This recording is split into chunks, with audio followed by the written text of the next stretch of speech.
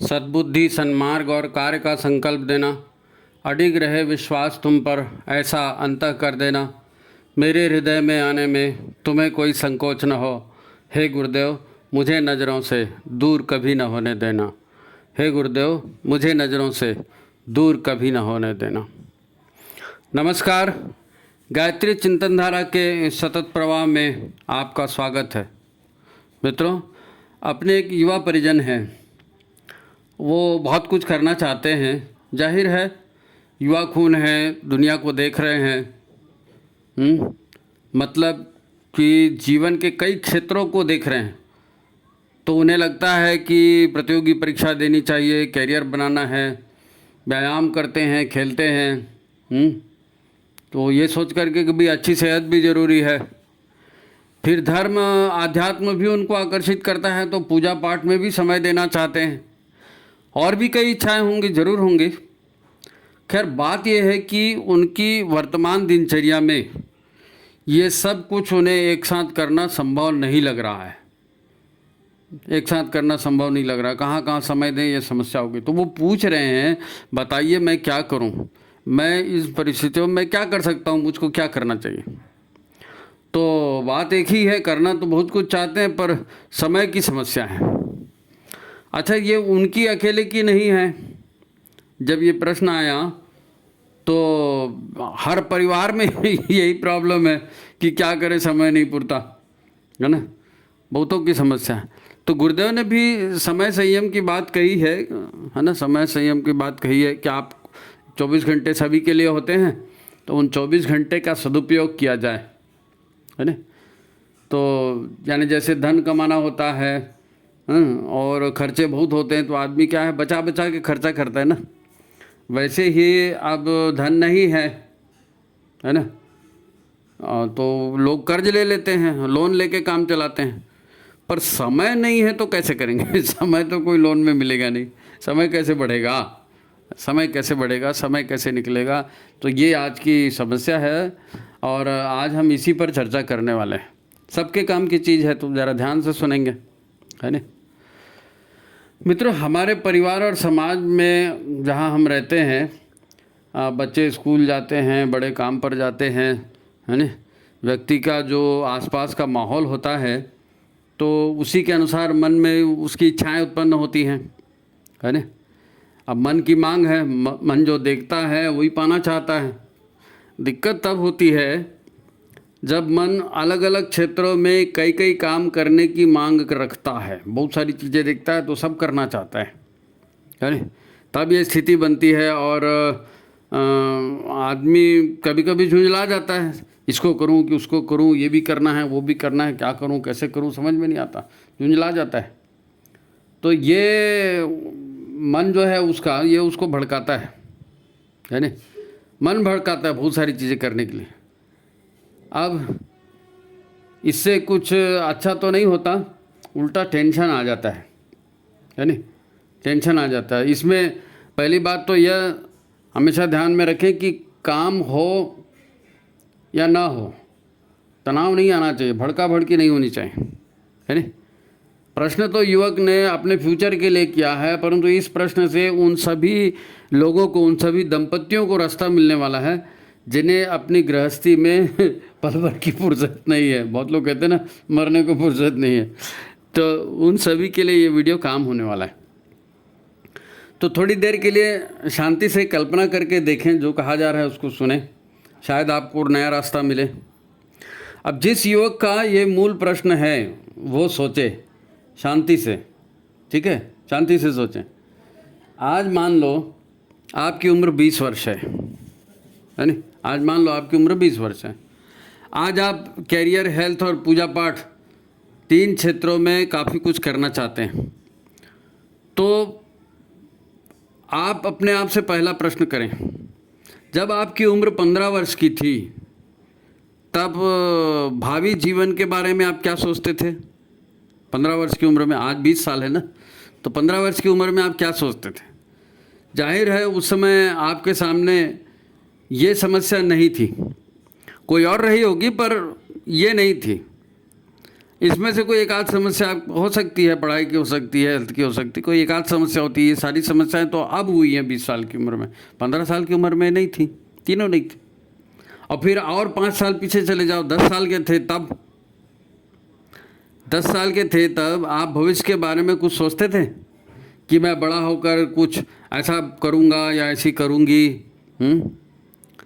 निश्चित है 10 वर्ष में आपकी सोच पूरी बदल गई, प्राथमिकताएं पूरी बदल गई। आप आज वही हैं जो पहले थे, 10 साल पहले भी थे वही आप थे, आज भी वही हो, लेकिन जो है पूरी परिस्थिति आपकी बदल गई। जीवन आज वही है। आप कहेंगे समय के साथ, उम्र के साथ आदमी के विचार भी बदलते हैं, तो ये नॉर्मल है, हाँ ठीक है। परंतु यदि ये बदलाव बिल्कुल पूरब पश्चिम या ज़मीन आसमान जैसे अंतर वाले हों, एकदम विरुद्ध एक दूसरे के, है नहीं, तब मैं आज के कई सम्मानित जनों को जानता हूँ, वो अपनी उम्र में, है ना, अपनी जवानी में कैसे जीते थे हमने देखा है। खाना पीना, पीना माने वो वाला पीना, नशे वाला, खाना पीना, सेक्स, फैशन, अहंकार प्रदर्शन, है नहीं, यही उनका जीवन था। उस समय ऐसे ही जीते थे, जो एक उम्र के बाद अब रिवर्स हो गया, वो पूरी लाइफ रिवर्स हो गई। अब वो पूरे भक्त हैं, पूरे समाज सेवी हैं, आदर्शवादी व्यक्ति हैं, और कहते हैं कि हाँ, हमसे अपने जीवन में, जवानी में बहुत सी गलतियाँ हुई, हमने जो भी किया वो काफ़ी बढ़ चढ़ कर किया, लेकिन अब लगता है कि हमारे जीवन का वो प्राइम टाइम था, वो हमने गंवा दिया। उस समय हमने ये किया होता तो आज ये होता, और ये सब नहीं होता। आपने भी कुछ इस तरह की बातें लोगों के मुंह से सुनी होगी।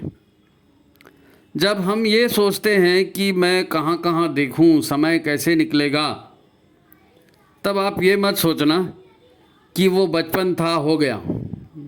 नहीं, सब बचपन में ऐसा ही करते हैं। अरे आपको कोई बात बीते दिनों को सुधारने के लिए थोड़ी बता रहा है कि आप अपना बचपन आप सुधार लो, नहीं। हम चर्चा कर रहे हैं भविष्य की बेहतरी के लिए, भविष्य की बेहतरी के लिए। उसके लिए तो आज काम करना है ना, हैं? आज आपकी उम्र 40-50 की हो गई, मान लो, तो कल 70-80-100 की भी तो होगी, हैं? और मर भी गए तो क्या, मान लो जीते जीते मर गए तो भी क्या, नया शरीर मिलेगा ना, नई जिंदगी मिलेगी। तो आज ही के कर्मों के आधार पर तो बनेगी ना। आज जो आप सोच रहे हैं कर्म, उसी आधार पर नया जीवन भी बनेगा। तो जिंदगी में नया पुराना क्या होता है जी? हमको आज ही सोचना है, इन्हीं परिस्थितियों में सोचना है, और सोचना पड़ेगा। अगर आज की स्थिति में 50 काम आपके पास हैं, और आप 15 ही कर सकते हो, बाकी काम छूटेंगे। तो वो कौन से काम करें और कौन से काम छोड़ें, इस बात का ही तो निर्णय करना है, कौन सा करें और कौन सा छोड़ें, हैं? और आप कर नहीं पा रहे हैं। यही तो हमारी चर्चा का मूल विषय है, यही समझने की बात है, यही समझने की बात। एक बात अच्छे से दिल में बिठा लो, है नहीं, आदमी मरते तक बच्चा ही रहता है भाई, मरते तक आदमी बच्चा ही रहता है। इसलिए उसे मरते तक सीखने की प्रक्रिया बंद नहीं करनी है। आपको ज़िंदगी भर सीखना ही है, ये जीवन मिला ही सीखने के लिए है। क्या करूं क्या ना करूं, ये तो बहुत महत्वपूर्ण प्रश्न है। जीवन अनंत है भाई, जीवन अनंत है। आपका वर्तमान बीते दिनों की उपलब्धि है ना, तो आने वाला जीवन जो आएगा ही आएगा, उसके लिए आपको आज और अभी काम करना है। तो ये प्रश्न कि क्या करूं क्या छोड़ दूं, किस काम के लिए समय निकालूं, यही सबसे महत्वपूर्ण निर्णय होगा। जीवन इसी से बनेगा। जो काम कम महत्व के हैं उन्हें छोड़कर ज़्यादा महत्व के काम करेंगे, हैं? आज को लेकर तनाव मत करो, है ना। बीते कल के कार्यों का ये परिणाम है, और ये तो बीते हुए कार्य हैं, ये तो हो चुका है। अब जो हो चुका है तो उससे टेंशन लेने कोई मतलब नहीं। उस टेंशन को दूर करो और खुश हो जाओ, क्योंकि तुम भविष्य का निर्माण कर रहे हो। पहले मेरे से ये गलती हो गई तो ठीक है ना, उसको घोटने से कोई मतलब नहीं है। बात तो ये है कि जीवन में अभी समय है और फ्यूचर बनाया जा सकता है। जितने भी लोग सफल होते हैं वो आज में जीते हैं, आज में जीते हैं। वो भूतकाल के कार्यों की और भविष्य की योजनाओं की जुगाली में टाइम पास नहीं करते। हम वहाँ ऐसे थे, हमारे चाचा ऐसे थे, हम वहाँ फलाना करते थे, हम भविष्य में हम ऐसा करेंगे। अरे भूतकाल तो बीत गया भैया, भविष्य अभी आया नहीं है, और उसी भविष्य को तो अच्छा करने की बात हो रही ना। तो ये भूतकाल और भविष्य की जुगाली तो टाइम पास है, ये टाइम पास मत करो। मेन काम है आज में जीना। आज ही सब कुछ है, जो है आज ही सब कुछ है ना। तो समय व्यतीत नहीं करना इन कामों में। अरे ऐसा तभी होगा जब आपका शरीर फिट होगा, फाइन होगा, और दिमाग किसी एक काम में लग सके, ऐसी व्यवस्था होगी। शरीर और मन स्वस्थ होगा तब तो कंसंट्रेशन बनेगा ना। एक सुस्त या थका हुआ शरीर या सुस्त थका हुआ दिमाग मनुष्य को लक्ष्य से भटका देता है, लक्ष्य से भटका देता है नहीं।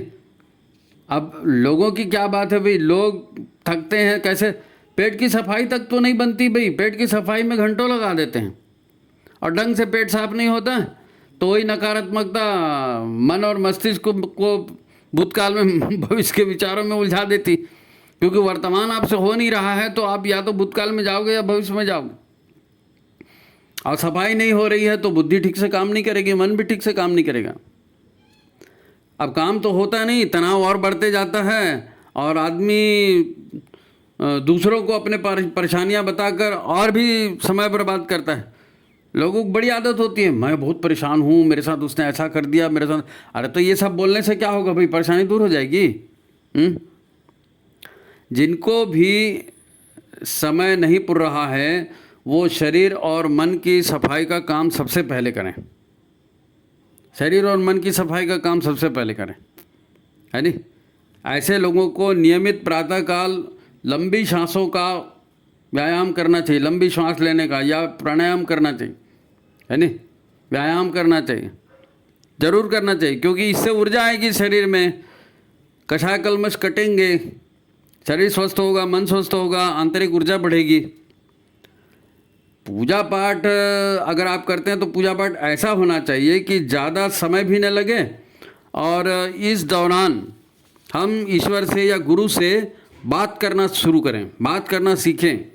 क्योंकि ईश्वर है, गुरु है, अब वो दिख नहीं रहे हैं, है तो सही। तो देवस्थान में हम पूजा करने के लिए बैठते हैं इसीलिए कि हमारी मान्यता है, हमने वहाँ गुरु को स्थापित करके रखा, तो फिर उनसे बात करनी है, गुरु से बात करनी है, पूजा पाठ में ईश्वर से बात करनी है। बाकी कुछ करें या ना करें, उपवास है, उपासना है, वो नज़दीक बैठना है, नज़दीक बैठ कर उनकी ऊर्जा ग्रहण करना ना। तो इस दौरान सारी समस्याएं ईश्वर या गुरु को बता दें, है ना, और समर्पित करके स्वतः तनाव मुक्त हो जाएं। भगवान को बता दिया, गुरु को बता दिया, ऐसा ऐसा है, अभी क्या करूं बताओ, तो फिर टेंशन दूर। फिर अब बताएंगे गुरु भगवान आपको बताएंगे, आपकी श्रद्धा विश्वास है तो मन शांत होगा, तो कामों की प्राथमिकता करने में आसानी होगी ना। हम वो करें जो हमको करना जरूरी है, ठीक है। लोग क्या कहते हैं, लोग क्या करते हैं, इससे मतलब नहीं रखना।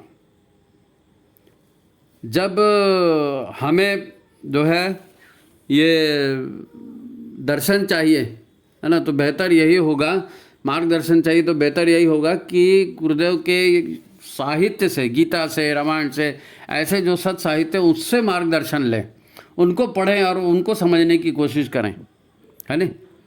गुरु का साहित्य, गुरु का चिंतन आध्यात्म पर आधारित होता है, तो इससे जो है हमारी सांसारिक और आध्यात्मिक विकास दोनों की प्रगति साथ साथ होती है, लौकिक और पारलौकिक दोनों की प्रगति साथ साथ होती है।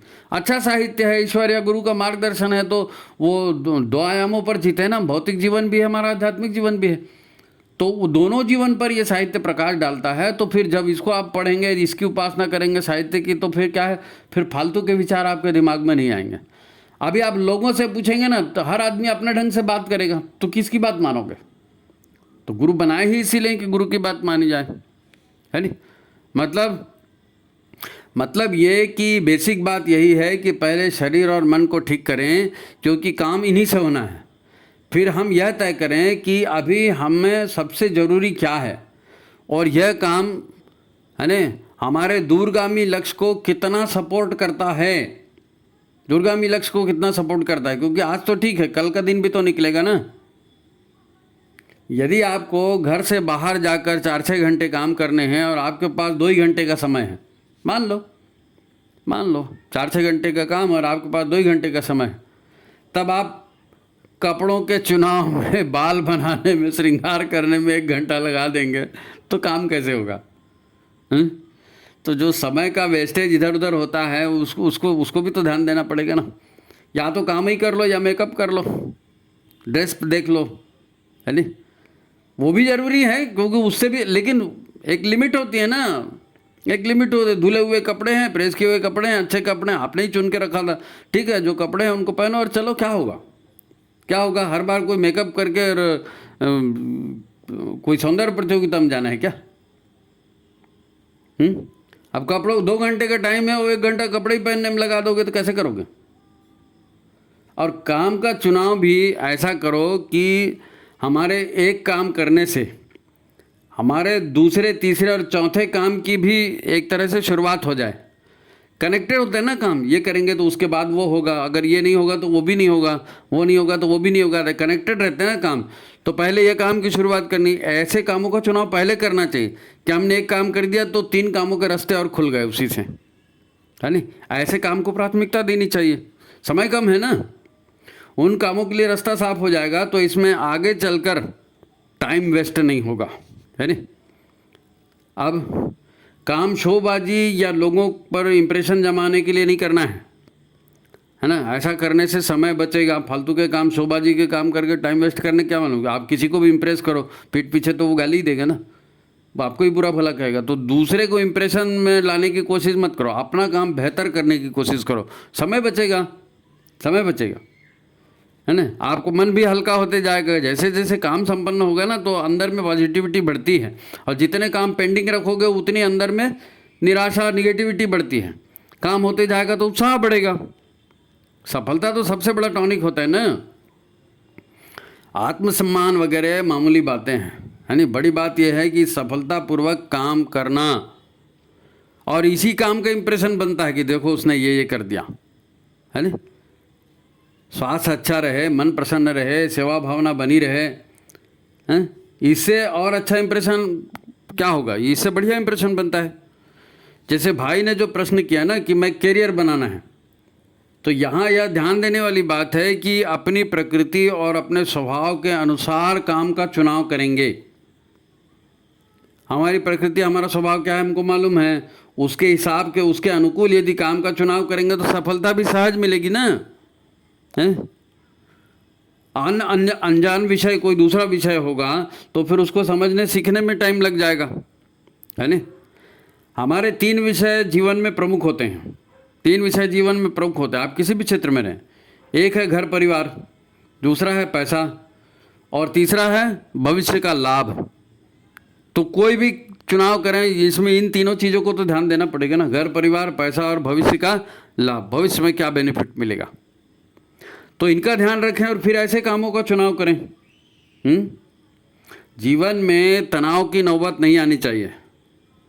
जब जीवन की मूलभूत ज़रूरतें सहज में पूरी होती हैं ना तो मूड भी ठीक रहता है, और फिर नए काम के लिए रिस्क उठाने की क्षमता भी बढ़ती है। उसमें मूड ठीक रहेगा तो नया रिस्क उठा सकोगे, और मूड ठीक नहीं रहेगा, निगेटिविटी बढ़ी रहेगी तो नया, अरे भैया हमने तो कभी नहीं किया है, हमारे से कैसे होगा। जब आप यही सोचने लगे कि हमारे से कैसे होगा तो वो होगा ही नहीं फिर, है नहीं। तो ये जीवन चलने का एक ढर्रा है, जीवन को समझेंगे, है नहीं। अच्छा, दूसरी बात ये है जो उन्होंने कही, वो थी पूजा पाठ करने का दिल तो करता है, तो उसके लिए समय निकालने वाली बात, है नहीं। तो इस बात को भी समझ कर करना, केवल परंपरा निभाने के लिए पूजा पाठ करना शुरू नहीं, उसने वो पोथी पढ़ी, उसने वो पोथी पढ़ी, और ये फूल चढ़ाना जरूरी था और ये प्रसाद चढ़ाना जरूरी था, तो ये परंपरा निर्वाह वाला काम मत करो, है नहीं। परंपरा निभाने में जो है आपका मन नहीं लगेगा, क्योंकि वो सार्थकता नहीं दिखेगी आपको। मैंने ये किया, क्या फ़ायदा मिला, आता है दिमाग में प्रश्न, लोग फिर भगवान बदल देते हैं, धर्म बदल देते हैं, क्या फायदा हुआ करके, है नहीं। तो ये जो है ना, ये जब आप बिना तर्क के इससे बात करेंगे ना तो फिर तनाव पैदा होगा, है ना। आप जिसे पूजा पाठ कह रहे हो ना, उससे मानसिक शांति, ईश्वरीय सहयोग, है नहीं, और ईश्वरीय मार्गदर्शन का आश्वासन अनुभव होना चाहिए। इसीलिए उपासना जो आपने कहा ना कि आप उनके साथ बैठिए, उनके गुणों का स्मरण कीजिए और अपनी बातें उनसे चर्चा कीजिए और अपनी श्रद्धा लगाइए वहाँ पर, अपनी जो समर्पण लगाइए और एकाग्र मन से उनसे प्रार्थना कीजिए कि आप हमें रास्ता दिखाइए, है नहीं, आपका मार्गदर्शन चाहिए। इससे हमारे भीतर एक तो ईश्वर का जो सहयोग है वो किसी न किसी प्रेरणा के रूप में मिल रहा है आज भी, है ना, तो उनकी कृपा मिलती रहेगी और फिर ये भाव जागेगा। और ये जो है ना ईश्वरीय सहयोग हमारे साथ है, ये भाव जब जागेगा ना तो इसकी अपनी अलग ताकत होती है कि गुरुदेव मेरे साथ हैं, कि भगवान मेरे साथ है नहीं, इसकी ताकत अलग होती है, वो भी आपको प्राप्त होगी। दूसरी बात, जब ईश्वर जो है अपने साथ आप अनुभव करेंगे कि हाँ ईश्वर या गुरु हमारे साथ में है, तो इससे क्या होगा, आपके जीवन के अन्य कार्य जो हैं, खाना पीना रहना बोलना, इसमें भी शालीनता आएगी, सात्विकता बढ़ेगी। शालीनता सात्विकता इसमें भी बढ़ेगी, क्योंकि वो उपासना फिर पूजा के समय नहीं, आप 24 घंटे गुरु की निगरानी में हैं, तो आप उसी ढंग का व्यवहार शुरू हो जाएगा, आपका बढ़िया हो जाएगा काम, है नहीं। फिर काम मान लो बिगड़ भी गया तो क्या होगा, ऐसा लगेगा कि नहीं गुरुदेव ने तो सही रास्ता बताया था, भगवान ने सही रास्ता बताया था, शायद हमारे से ही कोई गलती हो गई, तो क्या गलती हुई, चलो उसको सुधारते हैं। ये भाव, ये बहुत सकारात्मक भाव है कि मेरे से गलती हो गई और मेरे को अपनी गलती सुधारना है।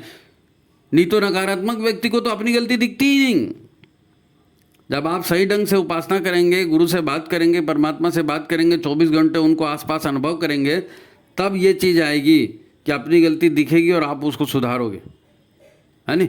तो इससे टेंशन भी नहीं होगा ना, टेंशन भी नहीं होगा, अरे इस ढंग से नहीं हुआ, चलो इस ढंग से करके देखते हैं, शायद गुरुदेव की इच्छा कुछ और हो, है ना। तो ये जो पूजा पाठ कहा आपने, यह जो है सही ढंग से हो तो ईश्वर के अनुशासन को समझने और ईश्वर की विविध विधि व्यवस्था के अनुसार जीवन को चलाने का जो है अभ्यास धीरे धीरे होता जाएगा, है नहीं। बुरी आदतें छूटती जाएंगी और नई अच्छी आदतें लगती जाएंगी, नई अच्छी आदतें लगती, जीवन में जो है आगे चलकर चमत्कारिक स्थितियां बन जाएगी, चमत्कारिक परिवर्तन होगा। फिर तो क्या करूं क्या ना करूं, है ना, ये विषय ही नहीं आएगा, ये विषय ही नहीं आएगा, है ना।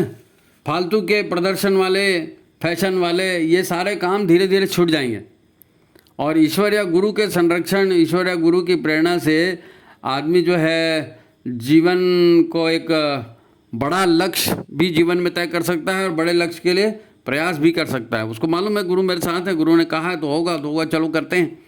एक बड़ा टारगेट भी आप लाइफ में लेकर के जीवन को बेहतर ढंग से आप जी सकते हैं। उपासना का चमत्कार है, उपासना से जो भी आदेश मिलेगा उसको पालन करना है, वो साधना है नहीं। दरअसल क्या करूं, कैसे करूं, समय निकालूं, ये समस्या ही जो है ना, इस समस्या को समझ लो। ये समस्या जो है ना चित्त की समस्या है, ये चित्त की समस्या है ना, जो विचारों या मन की त्रिगुणात्मक प्रकृति से उपजती है।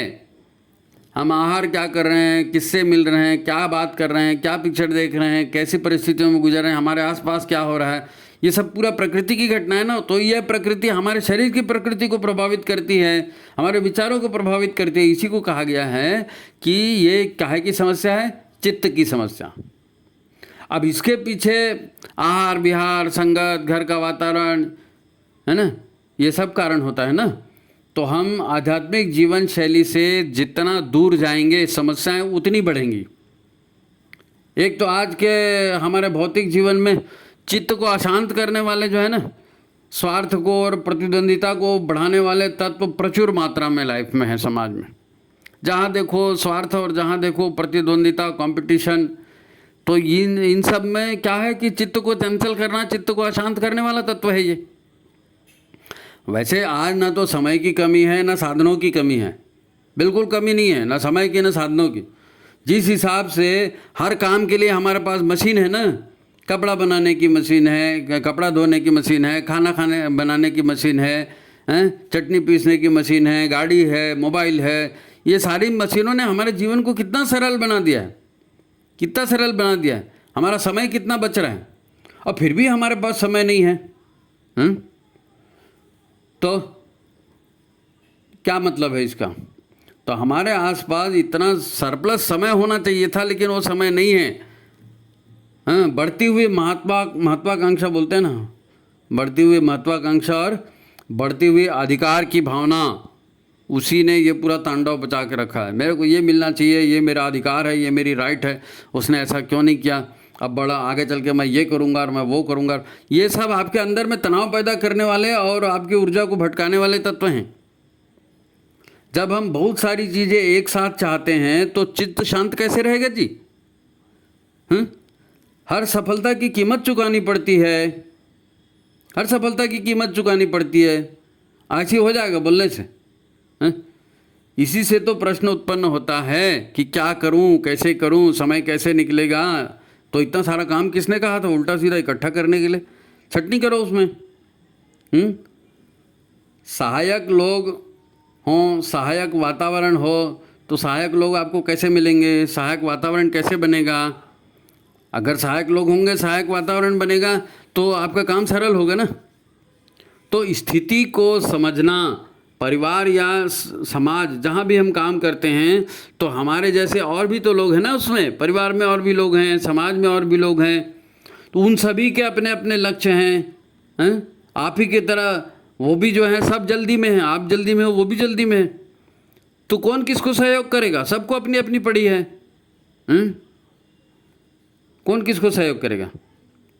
क्या आप उसे सहयोग करते हो जो वो आपको सहयोग करेगा? फिर आज के माहौल में अधिकांश लोग असफल होते हैं क्योंकि इतनी सारी कामनाएं पाल लेते हैं, ये भी करूँगा वो करूँगा, सब तो हो नहीं सकता है नहीं। अच्छा, फिर वे अपनी योग्यता को भी नहीं बढ़ाते ना, खाली सोच लेते हैं, शॉर्टकट ढूंढते हैं, अपनी योग्यता बढ़ाने की कोशिश नहीं करते। लक्ष्य तो पाना चाहते हैं भैया, क्षमता भी तो बढ़ाओ, पात्रता भी तो बढ़ाओ।